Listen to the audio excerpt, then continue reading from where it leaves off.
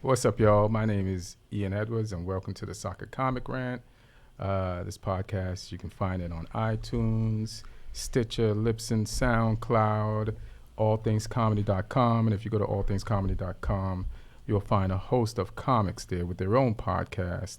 And there's some of the funniest comics in the country, and they have their own podcast with their own separate interests. And it's a great place to just make your podcast home. The sponsor for this podcast is onthevolleyapparel.com, and if you go to onthevolleyapparel.com, they have sweatshirts, hoodies, t-shirts, tanks, tees for men and women with hip-hop soccer emblems on the front. They're lit, different styles, and they can also outfit your local soccer team. So go to onthevolleyapparel.com. Let me say that, make sure I say it right, onthevolleyapparel.com, and use my promo code ComicRant to get 20% off. And they got something brewing, and I spoke to Elvis, the owner of the company, this weekend, and they have a partnership with some of the like Adidas and Puma and all that stuff. So they're gonna be, and what's this? Is that new stuff? Yeah, some new shit. shit. So some new shit. Yeah, I've never seen that before. That's dope. Go down. Okay. That one. Look at that Tribe Called Quest right there. Look at that American flag joint. Boom. America's growing league. Yeah. I never seen those. I gotta get some more gear. So yeah, go to onthevolleyapparel.com. They got new shit. And our keeper we trust. They got crew neck sweaters. That's Paulo Gazzaniga, is it? So what? Keeper. Paulo Gazzaniga is our new keeper. Laura's getting injured. Yeah. So in Gazzaniga we trust. Calm down. we'll get to you. So go to onthevolleyapparel.com. And what's up, y'all? So in the studio today, we have 3 guests, really 2, because Xavier's already here. What's up, fam? How you doing? Good. XG marks the spot. Xavier What's up? Guerrero, Spurs Chilling. fan. Martin W. Harris, Spurs fan, journalist, comic, writes for 442 magazine. Dylan, what's the deal, baby? Also, baby. Say, is it right? Why am I blanking on your last name right now? Ren. Like Dylan. Ren. The bird. Like the bird. Yeah. Hilarious. Yeah. And you tell me your things again. I'm sorry. Corolla, Jewish, menu. That's all we need to know. Yeah. So basically, it's just a room full of mourners. Yeah, fucking miserable A people. room full of Angry people. Teams, people that support teams that aren't doing well, that are gathered here today as a way to not commit suicide. Thank you. By being by ourselves. Yeah, thank you for this. And Spurs, Jesus, what a week it has been for you guys. I don't know which story to get to first. So I have some things on my phone to see how to play this. I don't have a necessary. Let's just cover. So we could talk Liverpool and just go through their just quick handling of Leicester. And was that a penalty? They beat Leicester 2-1, last minute of the game, injury time. Mane collapses when he feels the breath of a Leicester player on the back of his neck. He collapses in the goal area as if he's been shot in the back. Yeah. A referee blows a whistle. They go to VAR.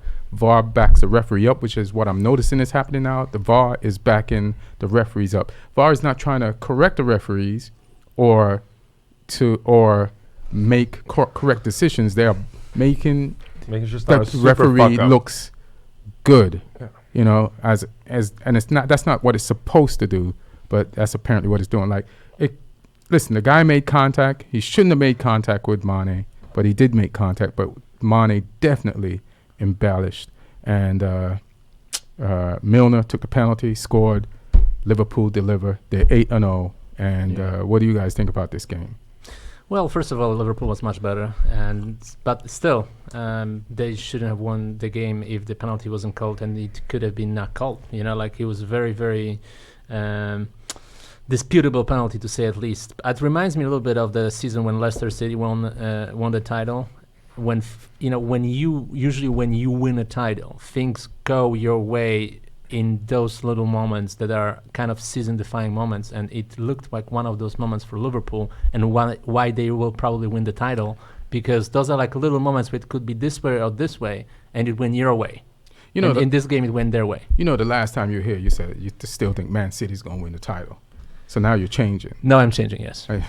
Just want to acknowledge that. I know. Okay. I totally agree, because there are those moments of luck that teams that go on to win usually have. Mm-hmm. And it's ironic that it happened against Rodgers, who didn't have enough of those moments with Liverpool. Exactly. And you know what? When I was on here last, I said he was when I said he was a bad manager, I was wrong. I was wrong. No, he's a good manager. He's very weird lips, but he's a good manager. Yeah. It was a penalty. You feel it was a penalty? Yeah, it was a penalty. I thought so too. But what happened to giving cards to people who are diving? Like, if we have VAR, why can't you give Mane a yellow card? Because they called it a penalty. But he dove. I don't understand this. So I'm confused. Are you saying it was a penalty? Yeah, you could do both. Give him a yellow card for diving, and it was still a foul. I mean, it's a PK. I don't know. I think that they should be. I don't know if you could do that. No. You got to one or the other, that one. Yeah. Why can't you do both? Because that's going to... Everybody's already confused. If you do that, they'll be really confused. Right. But either it's a foul or it's not a foul. If it's a foul, then it's a foul. If it's not a foul, then... But it's part of it. Yeah. I don't know. It's both. It's murky. I do think it's a little too confusing, but it's both. He definitely dove, and it was a foul. But it's part of the game to embellish. Every time one player gets hurt, they look like they're not going to play. Like, the way they're yelling and rolling around, guess what? 5 minutes later, they're back at the game. It's just part of the game, though. Like, everyone, we've all played. How'd you not just act it? No, never. No. I'm a grown man. It's just part of every sport. I think it's part of every sport. It's in basketball, not when I play. Faking like a motherfucking James Harden, right? Man. Yeah. He always pretends like he's fouled. When he shouldn't. And in those games, you can barely even touch him. Yeah. It's pathetic. You can barely even touch him. But yeah, it's pathetic. It was a foul. So you think it was a foul? Yeah. It was close enough. I feel like as a defender, you can't panic. You're on one side, your teammate is on the other side of the guy. You have to trust your teammate, and you can't make contact. You can hover, but you can't make contact. They had that covered. I mean, I know it's scary, them going down the field in your box with 2 minutes left, but calm down. But at the same time, they play very good football, and unless Salah gets injured, and hopefully it's not a serious injury, I think in 2 weeks he'll be fine to play. By the way, he's in a... Salah's injured? I mean, he got injured towards the end of the game, yes. Mm-hmm. He walked with some sort of injury, but hopefully it's not too serious. Let's check it out. I don't think he's got 2 weeks off. Yeah, especially that he's in open conflict with the Federation of Egypt. So I don't think he will play for Egypt. What do you do? There's something happened that he felt offended by the Federation. Okay. Well, it was confirmed. So I guess that he is injured. Can't really say what though. Great job, Chowdhury. There was a fun little fight there at the end of the game. So, and what was the deal with that fight? Like, they never cleared it up, or I never saw, like, why it was homeboy from ex-player from Newcastle. Yeah, Perez. Ayoze Perez. So I never. What did they say? What the deal was with that? I don't know. Injury update. Shit talking, and he's really pissed off that they lost the game in the 92nd minute. Not as serious as Fear's first fear, and that's good. That's good. And listen, they won the Champions League, so one of the main 2 goals was accomplished already. Now they can focus on the league. Where on the other side, Man City won league twice, bro.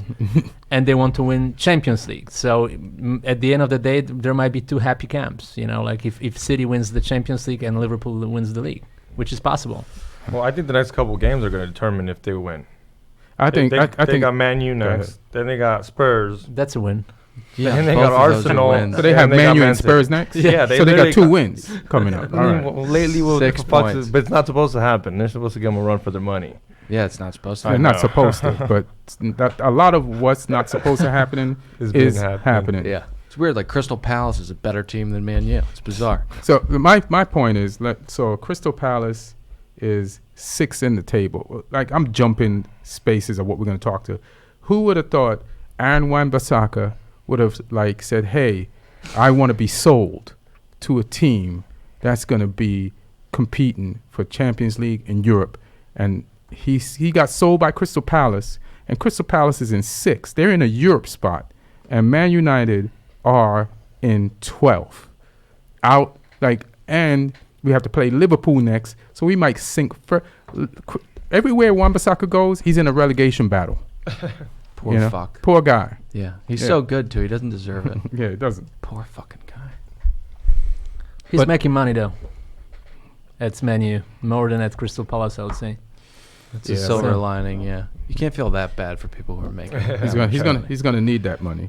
But so the next game that we should just talk about was Spurs versus Brighton Hove. That was actually the first game of the weekend. I know, it doesn't matter. That's not the order we went to. Well, let's do it last. No, let's do it now. Let's do it now. Like we're not doing Martin's. We're not doing Martin's order. Yeah, no, especially Martin, who was late. Yes. Yes. So this whole podcast is behind schedule. How dare you? I was late, like Tottenham defenders all the week long. Yeah, they didn't even show up. No, they weren't even late. They didn't even show up. So let me ask you first. So how did you feel? Did you see? I saw the game, the Bayern Munich game. I saw that one. I didn't watch the show. I was I'm not watching that. So how did you feel about that one? I didn't even finish it. You didn't finish it? After 5-2, I said, that's it. After 5-2, that's it, yeah. I was like, I'm not, and all I thought about was like, not only is Ericsson's wife's getting fucked, everybody on the team's wife's getting fucked. 7-2? Yeah, but I'll tell you this. After you came second place? Yeah, no, listen, but this game didn't upset me as much as the Brighton game, as a matter of fact, because at least in the first half against Bayern, they had a decent performance. Then what happened was he put wrong tactics, and it's not the first time this year Pochettino made some questionable tactical choices. Well, what didn't you like? For a while. First of all, the most important mistake he continues to make is to have 2 center backs and have both fullbacks going forward every single time. So they were always late, and Bayern Munich, they knew exactly when to attack, how to explore those holes and gaps, and every single time they attacked, they scored when they were pushing. Because Tottenham, when they scored for 2-4, first when it was only 2-1, then when it was 2-4, they pushed fullbacks forward, and that created a lot of spaces which Bayern explored. So that was a tactical mistake where, and they were punished by those tactical mistakes big time. So the final score was very embarrassing, harmful, That's a great but also kind of cruel, a little bit cruel. Thank you very much. That's a great word. Yeah, listen, but the Brighton game was different because they were flat from the start. They didn't have anything going for them offensively, defensively. It was just that was for me like the most embarrassing performance. I mean, it's weird when your goalie's elbow explodes in like the first 2 minutes and 30 seconds, but I mean, no excuses. It's Brighton. Would you rather have been beat 7-2 by by Bayern or tie 0-0 to whoever the fuck we tied to? Alcazar or something from Holland. Yeah. AZ Alkmaar. Yeah, AZ Alkmaar. Yeah. Former Van Gaal's team, as a matter of fact. Yeah, and he was at the game. Yeah. Oh. Yeah, he was there watching. I watched that game.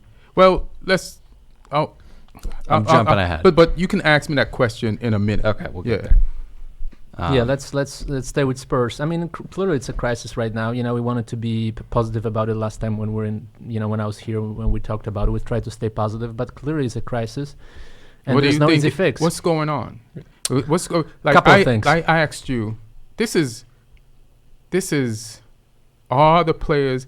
It's weird because in the Bayern Munich game, I saw players playing hard, at least in the first half. First half, they were playing very good. And even when Bayern scored and was racking up the score, I couldn't say that Spurs players were dogging it. I could say, all right, it's just one of those things where everything the other team shoots at you just goes in. It's just one of those days. Yeah. But then that carries over to Brighton Hove, I don't even know if they outworked you because I don't know what the stats were on the game. But you shouldn't after you lose. Yeah, definitely. They earned. Yeah, they played. So you that's Brighton Hove right there, 50% possession. Mm-hmm. Yeah, you got outworked by Brighton Hove, bro. Yeah. No, I know. That's why I said it was the most embarrassing performance I've seen from Tottenham in years. And there are a couple of things that that happened, in my opinion, here's what I think happened with Tottenham. And we cannot forget the fact that Tottenham lost most games in the Premier League from all the teams in 2019. Every single team, including Huddersfield, we lost the most number of games. 17 games. So first of all, clearly Pochettino's tactics stopped working. And there needs to be a change. I think playing 3 at the back with Sanchez is a solution, and playing those wide players.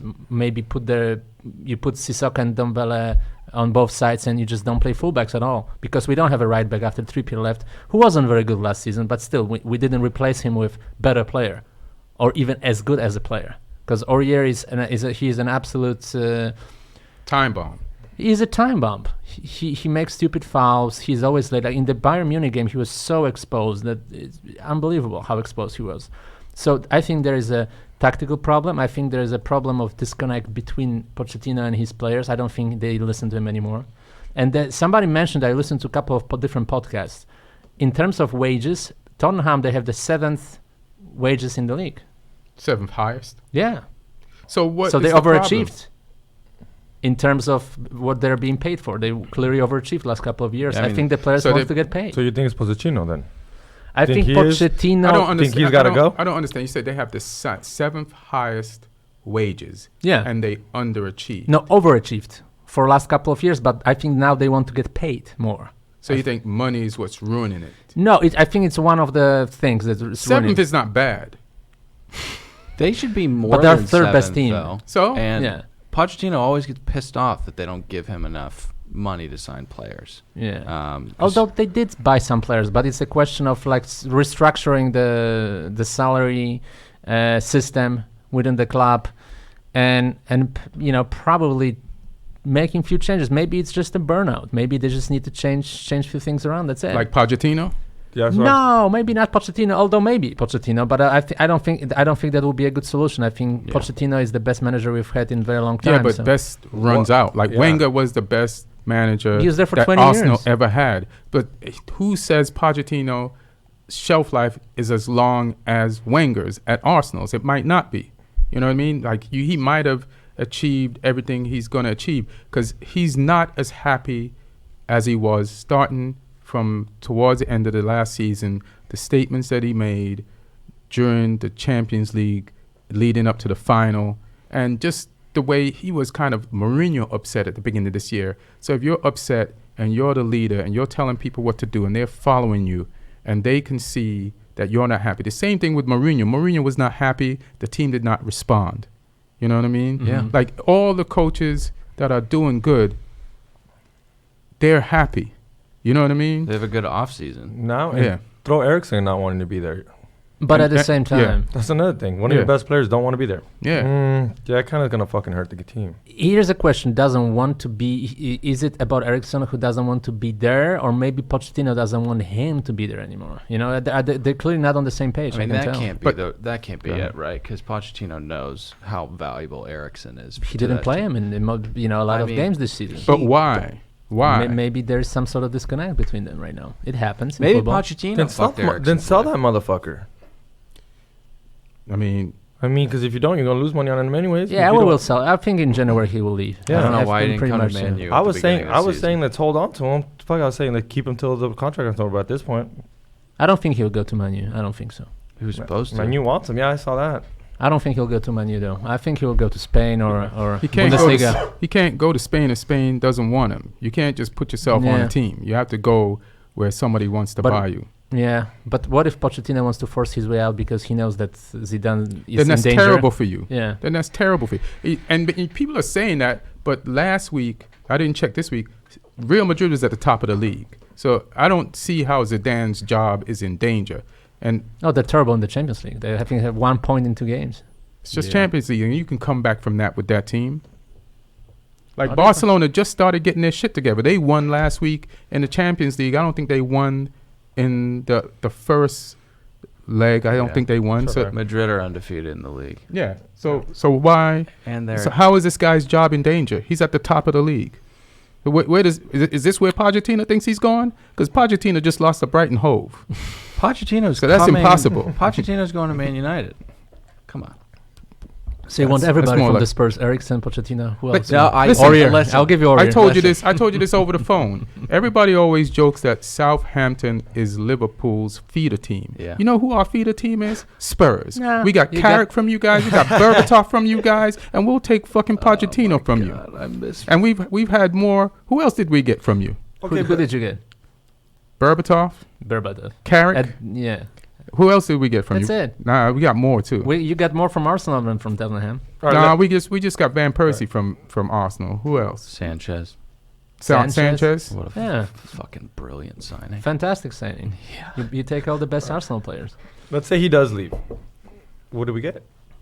What do you mean? What do you get? Nothing. In terms of manager? Yeah. Yeah, that's the thing. You That's can't another just thing, you yeah. have to What have are you somebody gonna do? lined up. What is Mourinho gonna coach Spurs? Mourinho. That would be great for Mourinho. He wants to get back to And I think he'll be good. That's a better team than he left at Man U. Yeah. And he overachieved with Man U, so if he overachieves with Tottenham, that would be good. I wouldn't be against Mourinho. He wouldn't even be overachieving with Spurs. Spurs has a great team. Yeah. Why did Pochettino pull Ndombele And Son out. from the Champions League game when he was like a driving force? He pulled him like he was doing something wrong. Yeah, I mean he's not making good decisions this season, but we'll see. You know, It's weird. 2 weeks to correct some things or make major changes. I hopefully they'll just correct a few things and they'll be better. But you there's know? also this thing happening with Tottenham and Man U where, especially in the league, these middle table teams, I mean, even down to Newcastle, They come hard. they smell blood. When you say middle table team, you're referring to Man U. I am referring to Man U. It's not a middle. It's a lower table. Yeah. Team. It's not mid-table team. Brighton's mid-table They team. smell blood with Tottenham and Man U. They're not. I mean, they weren't scared of us in the beginning of the season, but now it's like they know that there's. I mean, a crisis isn't that big a word. I mean, there's some serious shit going wrong with both of these teams, and these teams smell blood. They know it's. When the season started for Newcastle, I'm sure that they looked at Man U and said, "We're not getting points there." And now, as the Not necessarily. oh man, If you have like the slightest football intelligence and you saw what type of business we did, Let's focus on us. even though we Let's focus on us. strengthened our defense, you could see there's something you can get some points. I don't know. Steve Bruce 23-1 against Man U. Not anymore. Or that's the This that was yesterday. the one, yesterday yeah. was the one. Yeah, okay. Or 1-23. Excuse Okay. me. Anyways, So Well, anything we'll else to get- say we'll about? get- I yes. think we're done with No, Spurs. You got we're anything not else? done with Spurs. I love this guy. Listen, Spurs is done with Spurs. No, they're number 9. They're only 5 points behind City. Come on, man. You know, we can still win next 5 games. We'll be fine. You're missing a team. When you say 5, how much points behind City? 5. Do you know who's leading the table? Liverpool. Yeah, but Liverpool. I told you, Liverpool win the league. That's their season. That's no, what they you want. told me Man City last time was going to win it. Okay, now I'm stating it's Liverpool. Okay. 8 points. Let's see what I don't it think is they're the gonna next lose time it. you're here. Unless, I mean, the next game they play United, so I'm pretty safe about my pick. But, but you never know. You're joking about something everybody already agrees with. I like how you think like, oh, I just got that jab in. Like nobody's Yeah, thinking no, we're gonna beat. We didn't beat Newcastle. You think I'm over here going? We'll get to you guys. Yeah, that's One thing about Tottenham. He's wearing all these Newcastle colors too. One thing about Tottenham, and here is the positive outcome of what happened. It's better to lose 1 game 2-7 than 7 games in a row 1-0. So we lost badly 2 games, but it's just 2 games. You talking about us? No, I'm talking about us. I'm talking about us. We Inadvertently, got he's talking about beaten. We got no, not this time. We got beaten badly twice, Oh, right? yeah, But those sorry. are just That's 2 10 games. goals. That's 10 goals in 2 games. 10 goals in 2 games. But those are 10 just goals 2 in 2 games. games. If we win the next 3 games, we'll be top 4, you know. So, and everybody will be saying, oh, this resurgence of the Spurs. Let me yeah. just say the last thing about Tottenham. Yeah. Right, you guys let in 10 goals in the last 2 games. Yeah. Right? Yeah. And the big thing is that you all are ignoring, and even the media is like, and you just said it earlier, Hugo Lloris elbow exploded. He's done for this calendar year of football.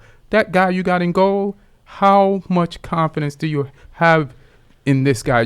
Why didn't have confidence when he was playing? Let me finish. Yeah. In Lloris. So you think that's this turnaround thing?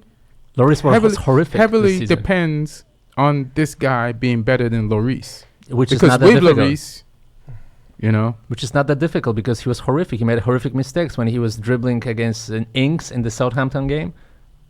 He pretty much scored, into his own net. Yeah, that's as close as he can get. Objectively, Hugo Lloris is better than the guy that. Not this season. And sometimes your reserve keeper deserves a chance, and he's better. I remember Gazzaniga from other teams before he wasn't known as a. I think he played for Southampton before. Yeah, he did. And he didn't stick with Southampton. No, he did not. All right, good luck, brother. But I'll tell you that, Lloris made more for Southampton than Gazzaniga. The good news is you don't have a choice. So we don't have a choice. Plus, Lloris was really poor recently. We had this discussion before. He's been very, very poor. But at the same time, it changes with goalkeepers. De Gea had a very bad season last season. This season, I think he's your best player. So you think so? No. Nah. He's having another bad season. Speaking of Man U, let's go to Man U now. Let's just get this over with. Yeah. So we lose to Newcastle. Wait up, explain who Newcastle is. Something we have in common, because the Newcastle only beat our teams so far this season. Only beat Tottenham and Man U. So we go to Newcastle and we lose to Newcastle 1-0. And I watched the game that we played in the Europa League midweek, and I'm a big Ali supporter. And I also spoke to my friend Lloyd in England. He's a Villa fan, and one thing he pointed out that Ali, you at least as a coach, you should control the things you can control. But Ali doesn't even seem like he's controlling the things he can control. And I'm going to point to some of the same things I always say. I'm going to point to some new things. Set plays, when I was in St. Louis doing shows this weekend, I went to a USL practice of the St. Louis FC, and I watched them practice. It's a semi-pro team. The players get paid average $50,000 a year, and they have their own stadium. It holds over 5,000 people. They get 5,000 people a game. It's a legit operation that's running in the second tier of American football. But I watched them practice. I've been to a Real Madrid practice when they came here, and it's like, what are you doing in practice? You know what I'm saying? This team was running drills. They were running scoring drills, half field drills. When I was in, where are your set plays?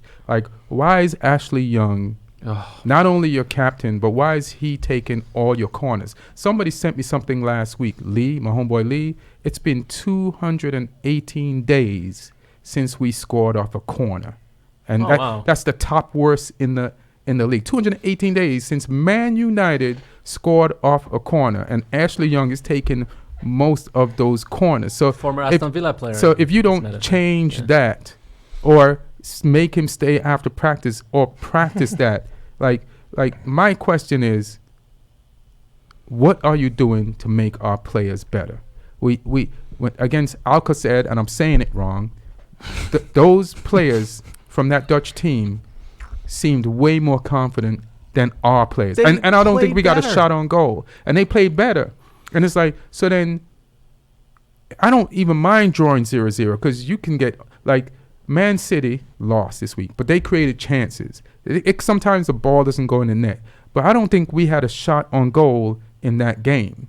And that's we're not even expressing ourselves. We're regressing. Ali is not giving the guys confidence, and that's when so there was no confidence in the players midweek in the Europa League, and there was definitely no confidence in the players to express themselves against Newcastle, where it looks bad when I discover on the day of the game that there's a second Longstaff, and this is his first Premier League game. Yeah. And he hits the post, and then he fucking scores. How come as a new player he was so emboldened in his first Premiership game to play as if he's been playing for, what is Bruce doing to make that guy feel like I belong here, and what is Ali doing to make our players feel like You know, it's funny. Let me finish. Yeah. To make our players not feel the same way. Why is this kid who has less experience than everybody on the Man U side of the field, Fred, who was bought for like $40-something million, Delot, who was bought for $20 million, and But like, you know, you have had Longstaff. So what? That Longstaff was offered to you guys 2 Nah, years but ago. for too much. Well, they offered him this time, but for too much. But so he hit a volley. Like, I mean, you know. He hits the ball well. He's doing something that we're not doing, and he played in the middle of the field better than his brother. His first Premiership game. Yeah. And just all over the field, like. And here's my last thing. So, as a coach, even if you don't score goals, your players, like Pochettino is a good coach because when he does, I don't know what's going on over there now, but when he brings young players into the game, they progressively improve and they look like they belong there. Our players, the young players, are not looking like that. And Brighton Hove, right, changed their coach this season. Their coach has only been with them since he got the new job. He's been there a shorter time than Ollie. Not only did they beat Man City, but even in the games they didn't win, their players look more competent, have more composure. Some of the same players from last year. They have some new players, but some of the same players with the mixture of players, and we bought better players than they have. Why do they look more composed? Why can they beat Man City and play them with confidence and not be afraid that these are the league champs who scored a record amount 2 seasons ago to win the league? Why are we terrified and scared? Like, Ali has to fix that. That's his job. So he's not doing his job. So if somebody says, fire Ali, I can't fight for him anymore.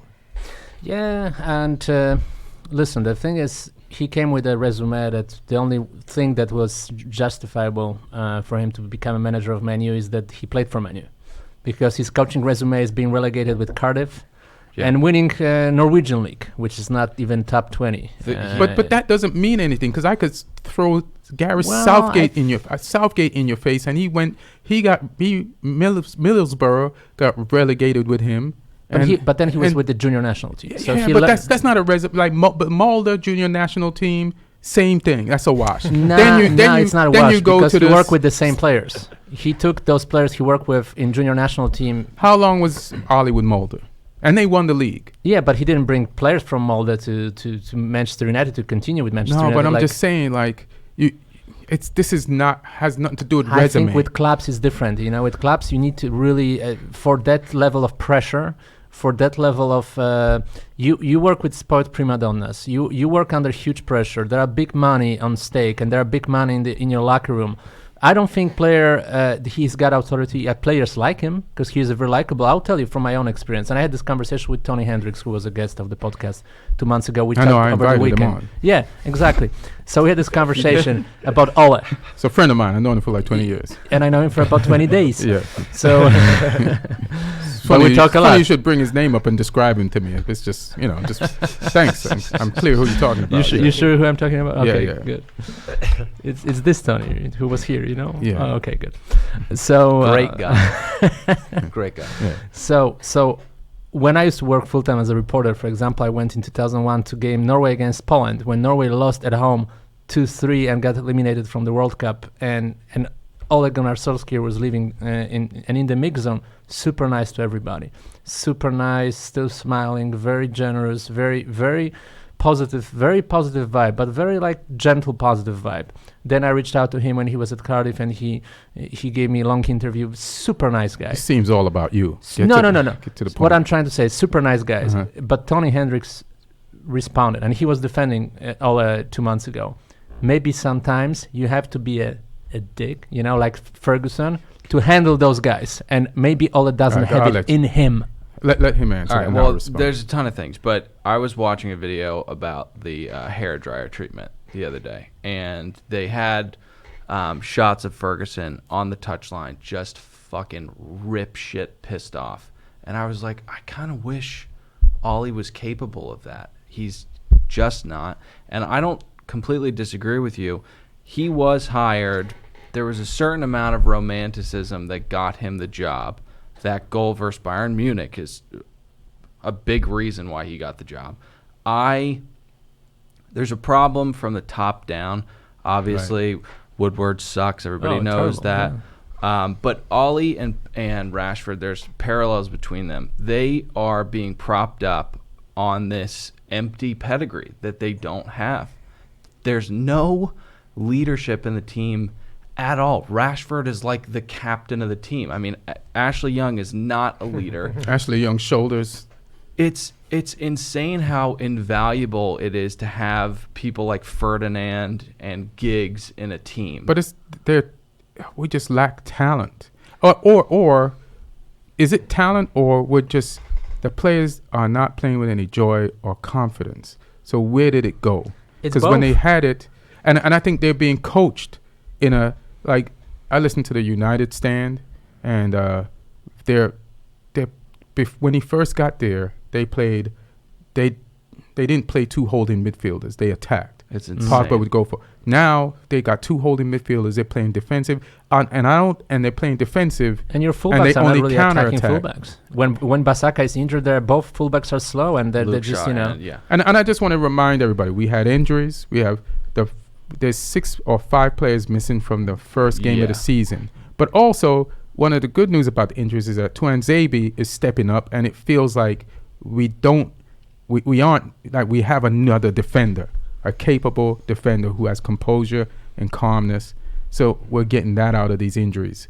So, but we're missing players. We also played on Monday with Arsenal, went on Thursday, and played on a artificial field, and then by what was that, Sunday we were back at it, which everybody has a rough schedule, but that's not that's like that. That's really that's a lot for like an injured team with young players, but you still expect more. So I just want to throw that in. But if after an international break, Ali can't inspire these guys and comfort them and make them relax and comfortable and go out there and do their thing, then he's done a lot of things. We got rid of players we need to get rid of, and we need to bring people in. Because there's a kind of romanticism when we use I will steal your word, romanticism, because it's a good word. But there is a kind of a romantic approach to Lukaku now. The people say that it was a bad decision to let him go, that they're missing a scorer like I don't trust those people. He's never said that. Since I asked him, what do you think about Lukaku leaving? He's like... But a lot of people say that they don't have a marksman. They don't have a scorer. When we had Lukaku, we didn't have a marksman. Well, we had a wall. Better. We had a wall you could kick the ball on, and it would bounce back off. He could score at some. Yeah, he wasn't a bad scorer. He was a hold-up player with the worst touch ever, which doesn't. He was a hold-up player with no hold-up. But now you have no center forward. You don't have a real. We didn't have one when we had him.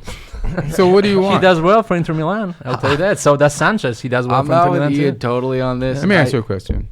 If you had a girlfriend, No. You had a girlfriend, and when she was sleeping with you, she was just awful in bed. And then later on, she has a new boyfriend, and she sent you a sex tape of her killing it in bed.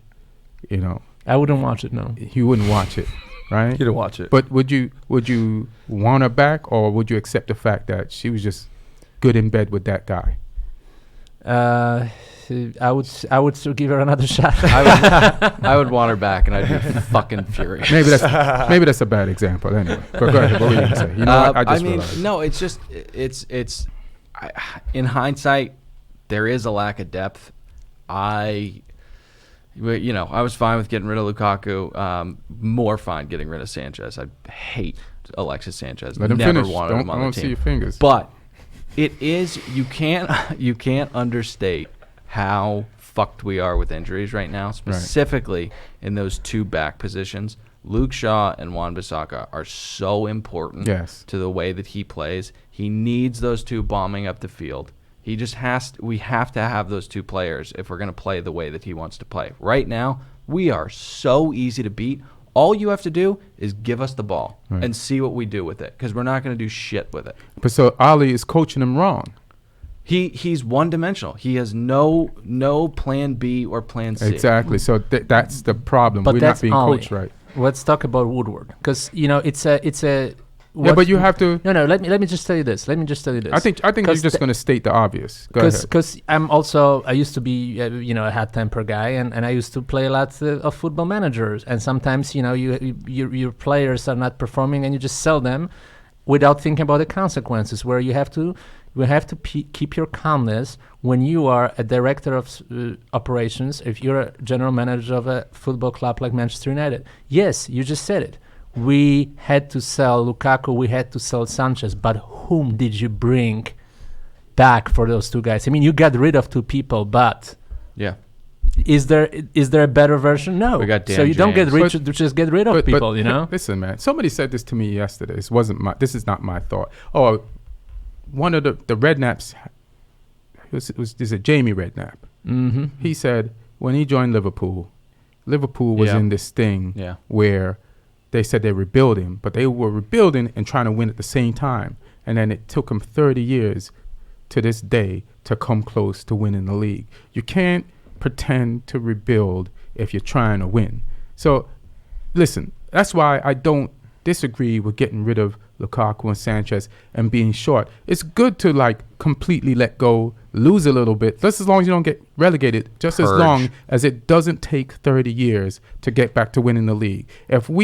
I'm not panicking. I don't feel completely bad about this. It's like, hey man, we know we're not going to win the league this year. So why not correct things as much as possible so that we can get back on track as soon as possible? So let's get rid of the things we need to get rid of if we're not going to win anyway. I would rather... But if you're rebuilding, let me just say this. Yeah. If you are rebuilding, as you just said, then you bring young players who have the potential to become... They played in midweek. Players like Madison, like Joao Felix. You don't have midfielders. But we got Wan-Bissaka, we got Shaw. Our whole team is young. But that's all defenders.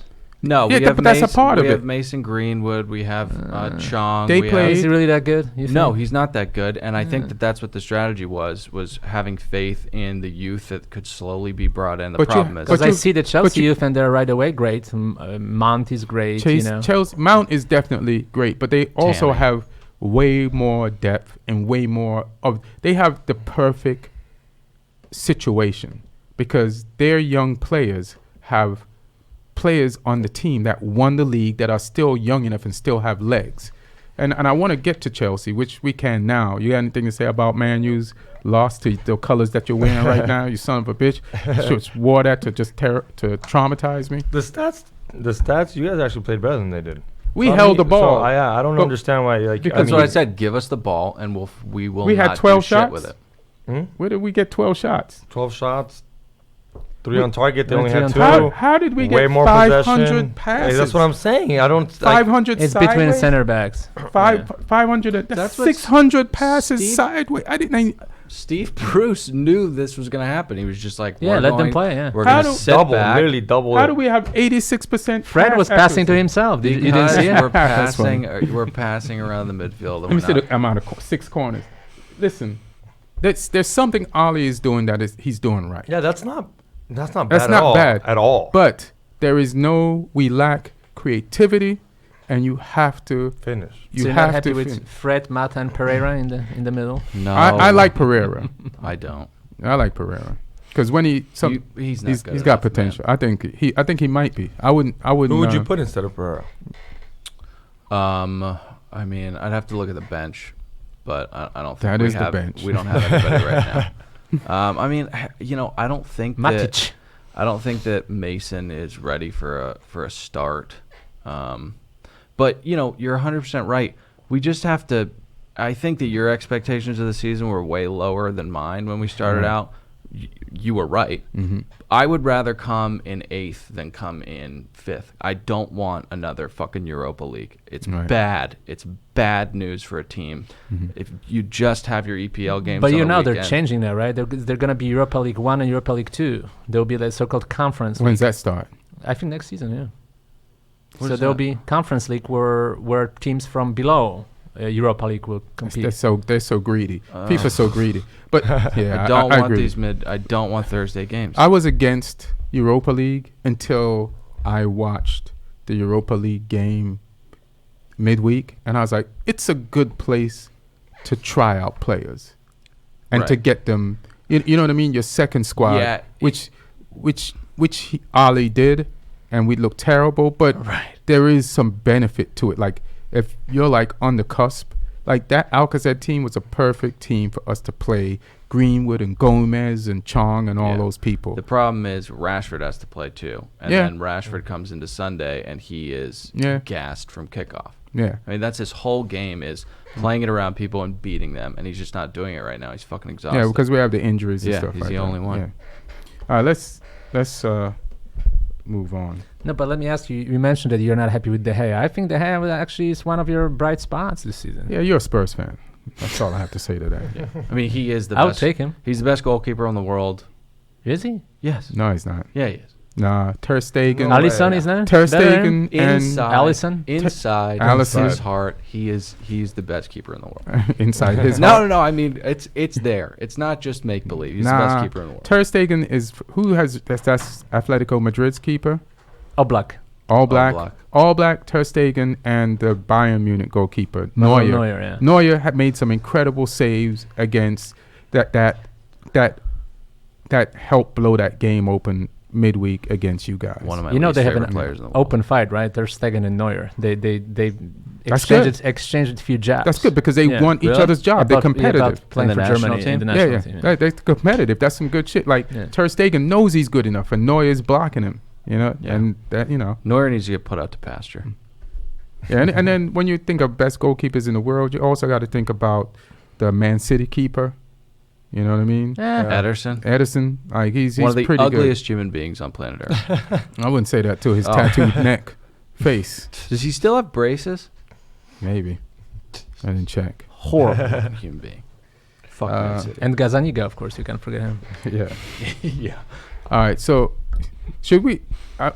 Let's talk about Everton versus who did they lose to? Everton lost to. Why is it not popping up on this? They lost like 2-1, I think. Let me pop this up. I was just watching Match of the Day too. Burnley. Oh, 1-0, yeah. To, And they got Burnley, red card. to yeah. Burnley. So we don't even have to talk about the match, but could we just check and see if Marco Silva still has his job? I just wanted to do that. So And- far, he shouldn't have, Yeah. because they're in the relegation zone, and they have in salaries, their players earn more money than Tottenham players. They're above us in the wages. Yeah, like for him to keep this job even after the international break is almost impossible. So this is like dead coach walk-in watch. And I'm not wishing it on him, but I just never thought he was a good coach. And then towards the end of the season last year, he kind of convinced me. I think they finished 8th. But I don't know if this is just some early season shit, but I just, like with what they spent money on, this is not working out. They're a better team than this. If they need to get rid of the coach, then they need to do it because they're too talented to be in the relegation zone right now. They have a lot of good players. It's 5th game in a row. They should be a tough team to beat. And yeah, I mean, we've already had managers get fired, right? Watford's guy got fired. Uh-huh. So that's the first casualty of the season. Right. Then this guy's absolutely next, and then Ollie. And Ollie, hilarious. So what do you think about Marco Silva? Should he be there?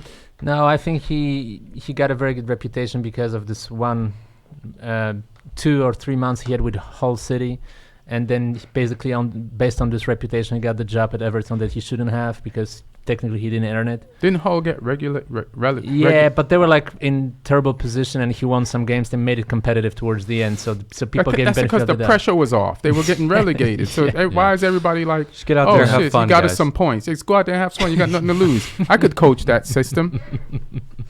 So now, so everybody's like, oh shit, he's a good coach. Yeah, and it's not working out. Yeah. And they did spend a lot of money for those players. They made some money on some transfers, but they have, when you look at their starting lineup, I wouldn't say it's worse than Man U in terms of quality of players. Let's put up the lineup, Everton's lineup from last game, because I think Currently or us at full strength?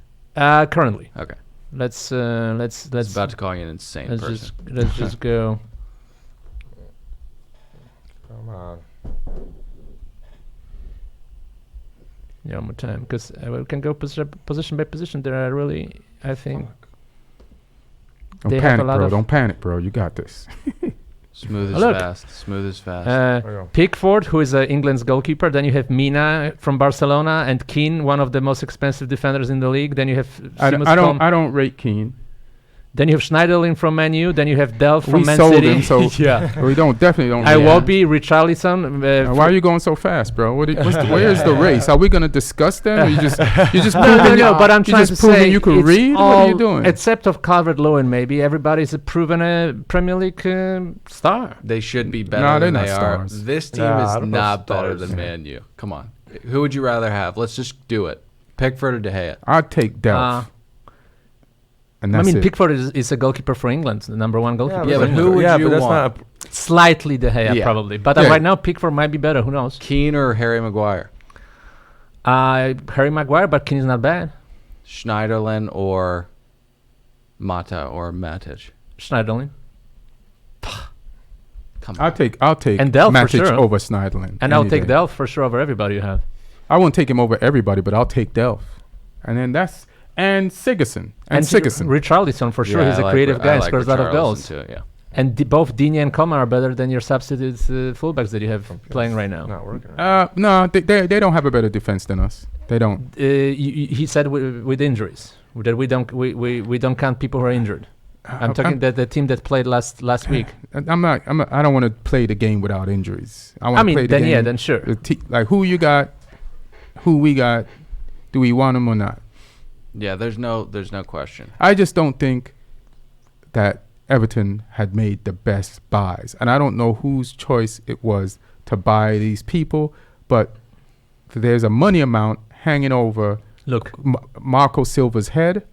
And substitutes: Moise Kean from Juventus, Andre Gomes from Barcelona, Bernard. When you say Moise Kean from Juventus, he played like less than 10 games for Juventus. Like he was scoring goals for them. Yeah, but it's less than 10 games. You say Juventus, that gives people the illusion that he's some great Juventus. He's 21 years old. He played less than 10 games. Yeah, I mean, Juventus is a little bit better than Everton, but I don't know.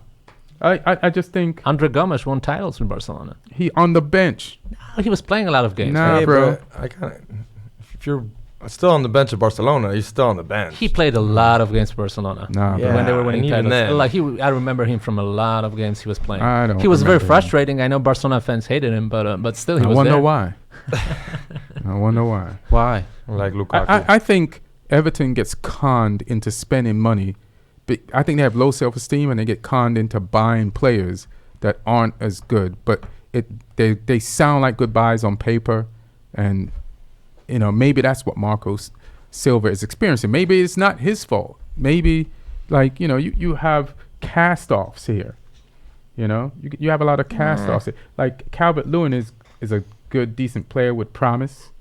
Iwobi is a good, decent player with promise. Richarlison, probably Sigurdsson. But Delph, proven champion. Delph, but there's a lot of room here for shit to go wrong. Coleman is decent, but he got a red card. Yeah. I don't think he should have got the second yellow card, to be honest. But the ref made that call. Mina was a star for Colombia at the World Cup. He scored like 3 goals. Well, he's got his chance here right now. Keane, I think they paid 40 million for him or something like that. He paid. He hasn't paid off right now. Digne also. Yeah.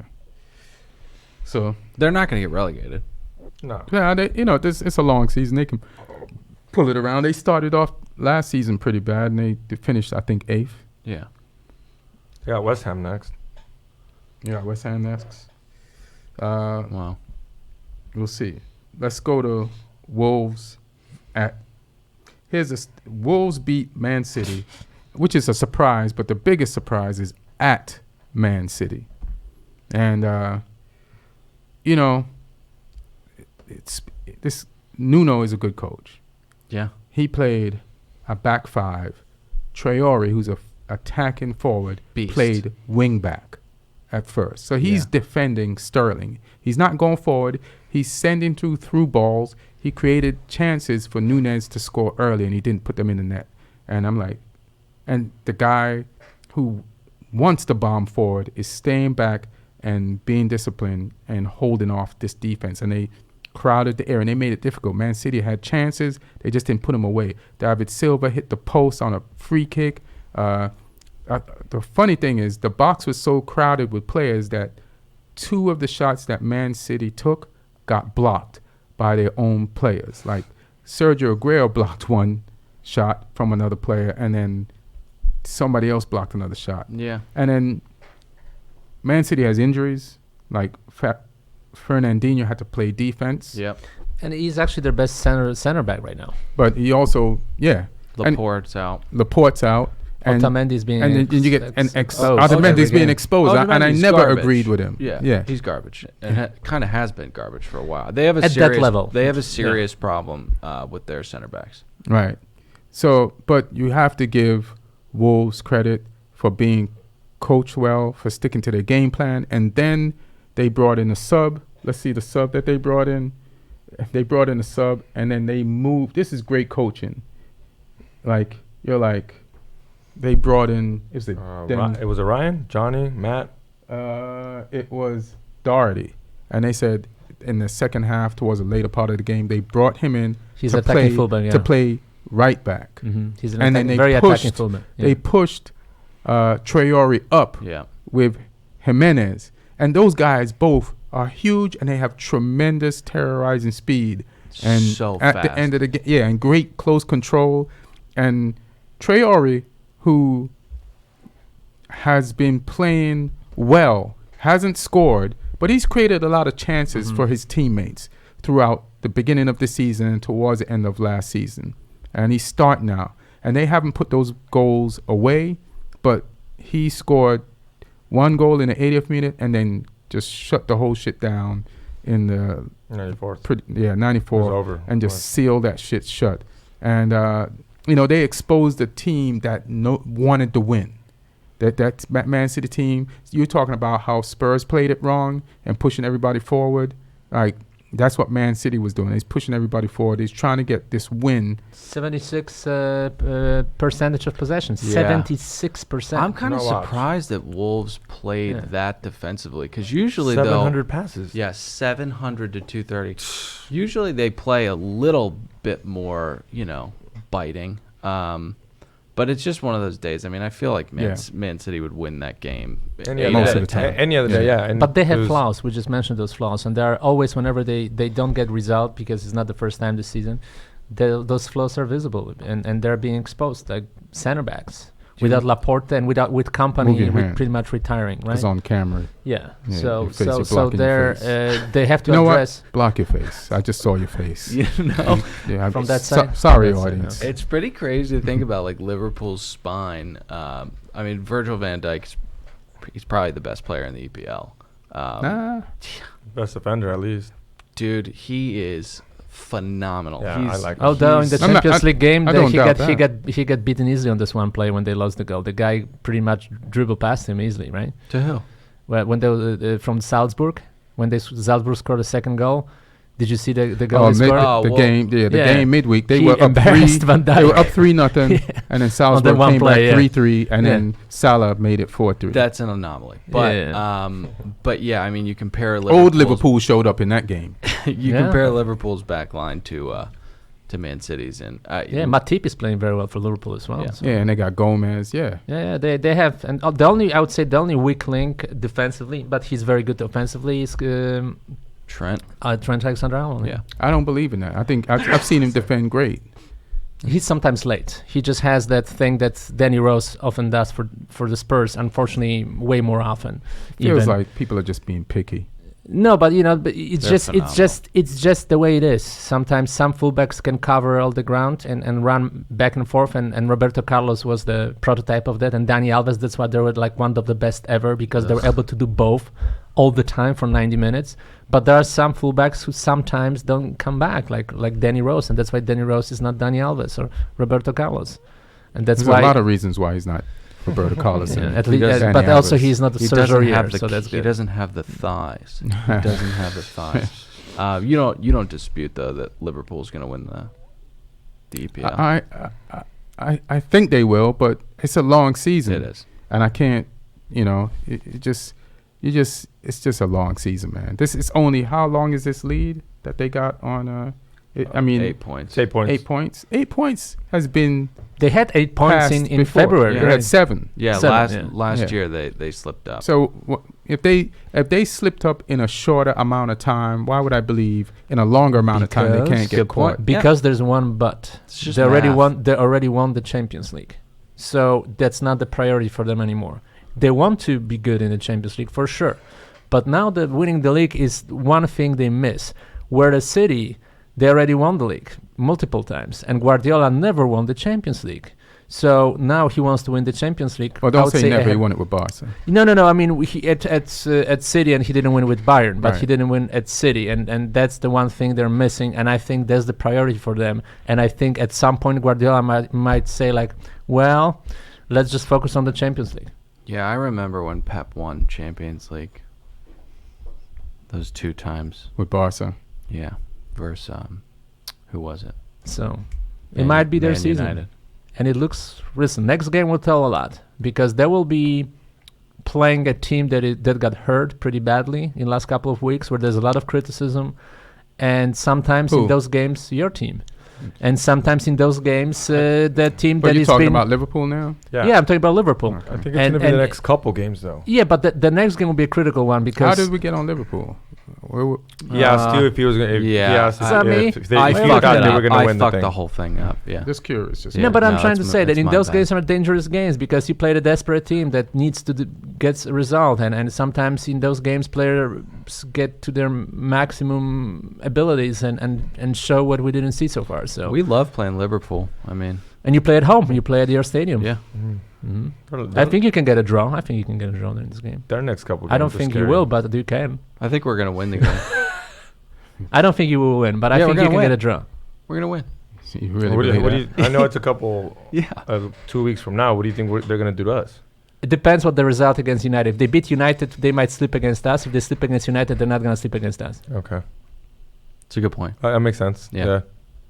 But they're going to slip eventually. Hopefully they do. It'll be next weekend. Yeah. And is it a slip or is just the regular league? You know, we're saying slip. Like somebody has to be perfect to not slip. Expected to be to win both games. You have to slip to lose to us. You know. Yeah, that is true. Yeah, that is true. But if we have Pogba back, and God, where's Martial? What happens to his body? Why is his body so bad? Why does his body always fail him? It's frustrating. I know he's had a lot of breaks off throughout the years when he wasn't injured, because some coaches just didn't play him. So, but yeah, now he's the one of the number 1 starters. Now he's injured, but he's our 9. Yeah, we need him because Rashford needs to be on the wing. He can't play up the middle. Is there anything else of significance? Because I just want to run down the Arsenal. table. David Luiz scored a winning goal. It's not significant. Come on, man. Yeah, they beat Bournemouth 1-0. He scored a header. He got them back some of the points that he's lost them over the short amount of time that he's been there. Yeah. That's always going to be out of whack, though. He's never going to make that up. We're not going to mention Norwich. Can he handle? Yeah, I was going to say Norwich, Villa. Aston Villa. Oh yeah. I do have Norwich getting backhand slapped by Aston Villa, and I sort of I wanted to watch this match because Norwich is very exciting to watch, and so is Villa. A part of the problem with Norwich is playing the ball out of the back. They got caught out doing that several times, and Villa stole the ball from them and put it in the back of the net. They put the press on. Sometimes, other teams do this. You have to switch it up and just clear the ball up. Yeah, don't do it if you can't do it. You're not Barcelona. I mean, you don't have to be, though. So, you have to practice things, too. And sometimes you have to practice in the middle of games. And sometimes you have to fail in the middle of games to figure out how to do it better or how to mix it up, too. So that, this is all, Norwich, they're learning. But they got beat bad by a team that they shouldn't get beat bad, because Norwich won the championship last year, right? And they came up, and Villa had to come up through the playoffs. So you would think that if anybody was going to be better, if you look at it on paper like that, it would be Norwich. But I'm glad Villa handled their business. They got some points. The way Villa's been playing. They deserve this win, and they finally got a win that fit the way that they've been playing. And Norwich, they're still better and more attractive than other teams, and I think they'll get points as the season goes on. You know who they play after not the next game, but the game after that? They play at home against you guys. And I'd be worried about them. For sure. Rookie's been kind of asleep for a little while. He was on a roll. He was on a roll for like 3 games. Kind of bound to happen. Yeah. I mean, They just shut him down, though. Had a great game. right. He finally had a great game. Like, he lived up to his potential. But barring catastrophe, I know. I mean, you said it's a long season. Neither one of these teams looks like they're going to get relegated. Norwich can. Nah. Because they only play very well against better teams. They lose a lot of points against those weaker teams if you look. Just look at their results. Because I think they're in the relegation zone, as a matter of fact, right now. They are in a relegation zone, but it's only 8 games. Like, all the results. I mean, look, if you get 3 points, you could be in 12th place. And they got 6 right now. Lost to Burnley, lost to Palace, lost to Aston Villa. Let's go up. Palace is at the top of the table. They're in 6th. Lost That's to... it. Beat Man City, beat Newcastle. I just think that the way they play and their manager, I don't think they're going to go down. Well, I mean, you know what? I'm just going to not call it. I'm just going to not call it because it's a long season. You know what could happen? And I hope it doesn't. Okay, so let's play the game. You play aggressive, and if you just continue to not get points, then you lose confidence, and then you break down. Yeah. And then you stop. Then you. But you know what? They're like Bournemouth. They have a Bournemouth style where they try to go. And Bournemouth is still in the league. All right. So hopefully they'll get some goals. Let's play a game between 4 of us who will get relegated. And I'll tell you who will not. And I'll tell you who will not. Which teams? And I'll tell you who will not. Because there's one team. Who do you think? Let me just say one thing, because we didn't mention that team yet, and we didn't. I don't think we mentioned them in this podcast too much in general. Sheffield United, brilliant manager. They have the most clean sheets. They play very organized football, and they get results, man. And I think because they don't concede too many goals, I think they are sure bet to stay up. That's because they hadn't been there in a long time. The fans are loving it. Yeah, I said this. Sorry, go ahead. No. I was just saying he's got a point. I don't think they're leaving anyways. I said this last week. The 3 teams that came up are better than teams that are in the league and been in the league. So I believe Norwich will stay up. If I'm just going off like early raw gut instinct, I believe Norwich will stay up. I believe Villa will stay up, and I believe Sheffield United will stay up. Who's going down then? Newcastle. Watford, Newcastle. Well, it ain't Crystal Palace. No. Yeah. For now. Watford, Newcastle, Brighton. I would say Watford, Norwich, and Southampton. Newcastle, Watford, and probably Southampton. Because I think Everton, they're going to get rid of that manager. I don't even think Newcastle's going to go down. Yeah, I don't think they'll go down. No, I don't think so. Steve Bruce is trash. Yeah, but he's a survivor. You know? Yeah, he's a survivor, exactly. Like Steve Bruce doesn't get relegated. Coached Everton last, right? No, he coached Hull City. Hull? All right. Who coached Everton before Marco Silva? Sam Allardyce? No. Yeah. It's Allardyce or Bruce, which I confused both of them. Can you look that up, please? When was the Dutch guy managing Everton? Was that many moons ago? The coach of Everton before Marco Silva. Who was the Dutch guy that used to play for Barca? Koeman. Ronald Koeman, yeah. Unsworth? So what? Sam Allardyce, no. Oh, yeah. That was Allardyce. Is Allardyce, and they got rid of him. Yeah. I'm just confusing them. All right. Big Sam. Thanks. Yeah. All right. So let me just run through the table. Yep. And then we'll just end it like that. And so what do you think about Liverpool versus Man U? Why are you laughing? What else is there to do? Like he says, it's either Liverpool's going to take. I think they're going to lose or tie to either Spurs or Man U. And it just depends on who takes it first. But Liverpool, Man U. Huh? But Liverpool, Man U. Coming up. Yeah, I think it just depends. But I think they're gonna beat you guys. All right. What do you think about Liverpool, Man U? I'm undecided between 1-1 and hardly fought 2-1 for Liverpool. Yeah. But it is 1-1 is a strong possibility. Yes. Why do you think it's going to be so tough for Liverpool? Because I think for the next 2 weeks there will be a turmoil at United. The player, it's a pride, man. Those guys who, most of them, they have accomplished things in football and in their lives, and they have ambition, and it's just, and right now they're being crucified and they want to make a statement. Mm-hmm. And for Liverpool, it's a bigger game for Man U than for Liverpool, in my opinion, because for Man U, it's a must. It's must not lose. I wouldn't say must win game, but it's must not lose game. All right, that's pretty convincing. What about you? 3-1 Man U. 3-1 Man U? Yeah. Who scored goals? Why? Who scored goals? Who scored goals? That's a great question. I don't know. Maguire. I feel it in my balls. So what? You just feel it in your balls? I feel it in my balls. You've been very optimistic this whole time since this whole season. Before, I would have just said it was going to be a straight loss and Liverpool was going to win, but Martin has convinced me to at least believe in a tie. Because you're right, there is the pride factor. That shit does kick in, and it is a derby, and logic goes out the window when emotion kicks in. And there's one more possible solution that also can contribute to the decision. What if they fire Ole? And there's the new hiring effect. Usually when there's a new coach, the first game under a new coach, players are motivated, so that might also... So we should just fire a coach every game. every 5 weeks. Does it count if you fire the assistant coaches? Can you just Phelan's who's the assistant coach, by the way? Phelan and Carrick and this other guy. Oh yeah, then definitely Carrick you should fire. Liverpool, I know it's ridiculous, but they play a style of soccer that suits our game way better. And so did Chelsea, and so does Man City. I'm not sure how we're gonna handle. I mean, it is true. It is true. They're a more open, high-pressing, attacking team that suits the way that Ole wants to play. Yeah. So Ole's tactic only works on teams who are attacking teams, and that's the problem. He doesn't know how to beat the teams that aren't attacking teams, and the teams that are a pain in their ass, that park the bus.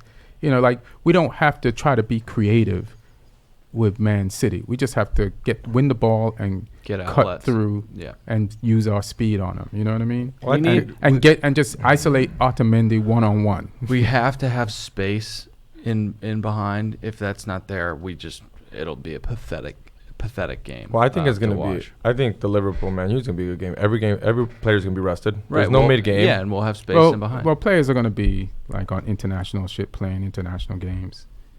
Well, we got a lot of young. There's a lot of if. What if you have a new coach? What if Allegri, let's say, comes? We're not gonna have a new coach. They'll stick with him for a little bit longer. If he loses to Liverpool, he's not going to get fired for that. No, but I'm saying fired now. When you have 2 weeks. You said Allegri? Yeah, like someone like Allegri is available, I think. All right. So let me just run through the table and we can get out of here. So Liverpool is top of the table. They got 24 points. Man City, distant 8 points behind them, is second. Arsenal, who is being criticized heavily, but somehow is third. They're doing their thing. And so they're where they would want to be. Leicester, one of the upstarts, one of the teams that we figured could crack the top 6, is fourth with 14 points, even though they lost this week to the top team. Chelsea is fifth, and we didn't talk about them, but the young players did it again. And my homeboy Neil, who's on the podcast sometimes, and he's always shitting on Willian. And he probably had a right to in the past, but there's something wonderful going on at Chelsea besides the youth. I think their older players, their more experienced players are playing better. Like Jorginho is coming back in defense. He's not just splitting defenses offensively, but he's being a better defender. There's so many balls I've seen him win in the last few games for Chelsea. So he's not just an offensive player. And Willian has done some amazing things. He had some assists yesterday, and he scored in the past few weeks. And before they started using him, he was on the bench at the beginning of the season. But I think, and Conte is scoring and going for, he scored against Liverpool. He gave Chelsea a chance. I think those players see the young players getting ready to take their place, and they're like, fuck this shit. So that's what you want. You want that mix of like experience being given a Red Bull jolt because they see the young players doing shit. And so Pulisic got back in the game as a sub, created a great assist. So they have the perfect mix of young and experience over there. They need to start him though. Pulisic is getting more and more pissed off. I was going to say, who hates Willian more than Neil is Christian Pulisic. But I mean, if you watch Willian play, he's done some beautiful things. He holds onto the ball. Why great does passes. Neil not like Willian? Says who? Neil who? The guy that comes on the podcast. Because when you look at Liverpool's front three, Willian used to be. I'll tell you why I don't like him. Willian used to be in Chelsea's front three. Yeah. And he wouldn't score as much. You know what I mean? I will tell you why I don't like him. Kill to have him. You want to know why I don't like him? No, but tell us anyway. Because he came to London to sign with Spurs, and then they kidnapped him, and he signed with Chelsea the next day. Yeah. That's why I don't like him. I hold grudges like that. I think he's a smart guy. And now he's got titles. Crystal Palace is in 6th place. They're in a Europa League. They got 14 points. Burnley is 7th. They have 12 points. They won their game against Everton, and they did their thing to try to get Marco Silva fired this week. West Ham is in 8th, even though who did West Ham lose to again? Crystal Palace. Crystal Palace was above them.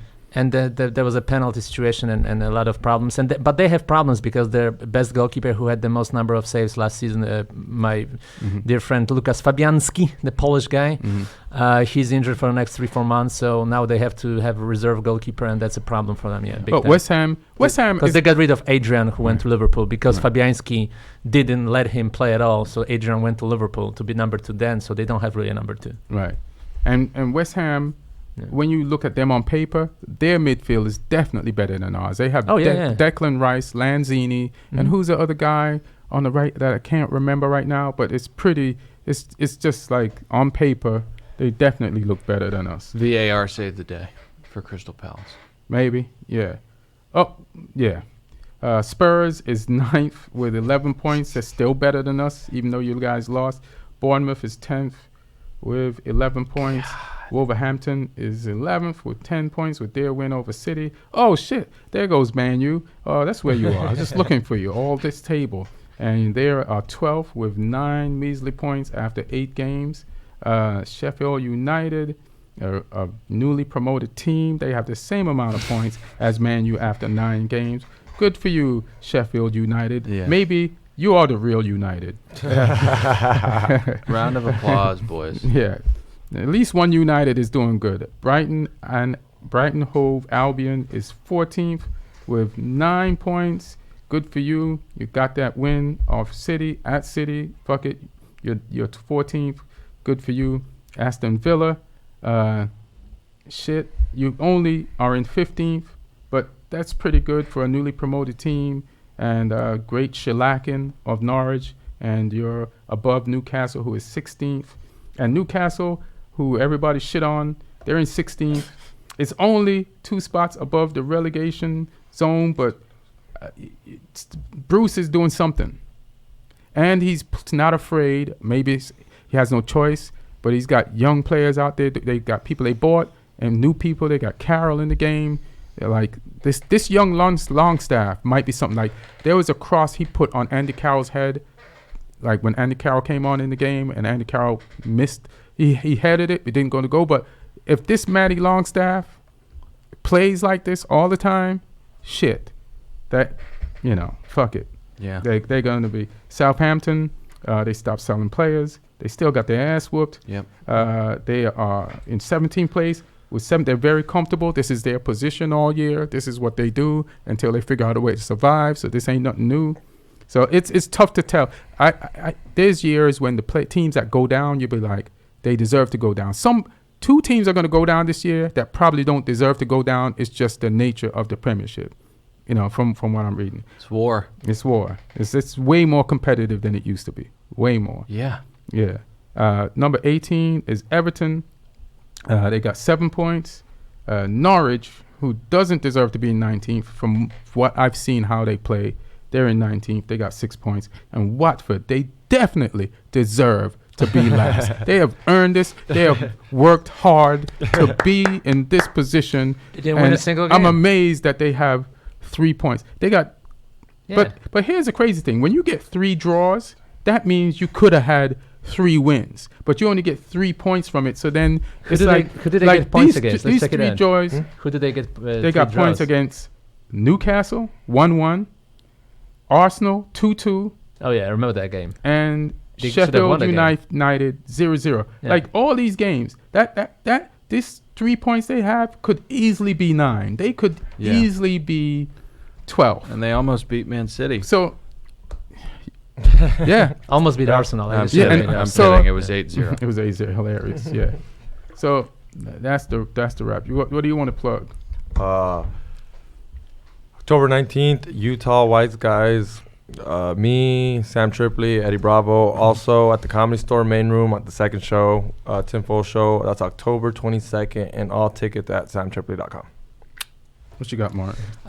Before I go to what I got, I'll just briefly I went to MLS last game of the regular season. Yeah. LAFC won with the record number of points, record number of goals. Vela in the best league scorer period. ever. Yeah. How many points? 72. And Vela best scorer ever and best player of the league. And but right now, he won. Did he? Are you saying that, or did he win player of the league over Ibrahimovic? Officially not yet, but he won the best scorer of the league. That is confirmed. And do you think, even though he won best scorer, Ibrahimovic, how close is Ibrahimovic behind him? 3 goals. 3 goals? Mm-hmm. And will they say, yeah, you got 3 goals more than Ibrahimovic, but will they be like, Ibrahimovic was the best player overall? No, Vela was. Yeah, all right. Because he had assists and he had, they finished first, and will Galaxy finished 5th. Will favoritism be like Ibrahimovic? No, because they finished 5th. And LAFC finished 1st in the Western Conference, and he had more goals and more assists and just better performances overall. Right, just ask him. And you watch him play, he has so much attitude. Who? Yeah. Ibrahimovic? Ibra? Yeah. Attitude. Yeah, but so is Vela. I'm a Ferrari, you guys are Fiats. Says shit like that, which I find hilarious. But the media loves that. Yeah. If that was somebody else saying that, they would kill him. But he's Ibrahimovic. He's established himself like that, so he can say shit like that. I hated Ibra until he came to Man U, and I'll love him forever. I think he would still be our best striker right now. Ours? Yeah. Oh, yeah. Yeah, it's because we don't have any. Absolutely. All right? Yeah, we don't have any. Absolutely. And I think Vela would be better than any midfield guy you have, except of Pogba maybe. Yeah. But the playoffs start in 2 weeks, and it will be very interesting because LFC might play Galaxy in the second round, and they never beat them. So there will be a lot of interesting stuff going on. And I'll be at the stadium, I think, Ian, you'll I'm going to try to come through, yeah, for sure. And what I want to plug, 442 in New Mag, there's my interview with Robbie Earl with a lot of funny stuff about his playing career. And then I think Podolski will pick his favorite games of his career. So that's covering the soccer side, acting side, NCISLA in 3 weeks. And I have a movie coming out that I'm not allowed to talk about yet, but I will in 2 weeks because I signed NDA. So why'd you bring it up? Because I'm just saying it's a tease. He's got things going on. I hate when people do that on Facebook. Like, it's horrible. Big surprise coming up. Can't say anything. Why the fuck you're saying something? Yeah, and that always irks me. I never bring. Listen, fuck it. And comedy wise, I do work small rooms till the end of the year, working on to get material tight, and next year I'll start performing more. I don't even know what that means. Go ahead, brother. I doubt there's a crossover, but if you watch Bravo's Below Deck, check out another Below Deck podcast. Follow me on Twitter, Dylan Pete Wren.